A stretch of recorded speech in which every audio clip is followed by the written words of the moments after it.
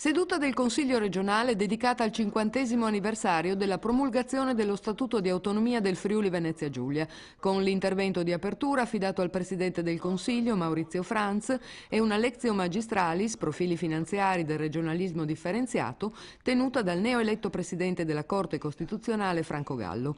Dopo gli interventi dei capigruppo, le conclusioni del Presidente della Regione Renzo Tondo. Invitati a ricordare la data del 31 gennaio 1963 tutti gli ex presidenti di Consiglio e Giunta. Per l'occasione, nel palazzo di Piazza Oberdan a Trieste è stata allestita una mostra fotografica. Il Consiglio ha stampato anche una cartolina, 2013 esemplari numerati, alla quale sarà possibile applicare il francobollo dedicato all'evento e lo speciale annullo filatelico. Un servizio postale sarà operativo dalle 12:30 alle 17:30 nella Sala Azzurra del Palazzo del Consiglio.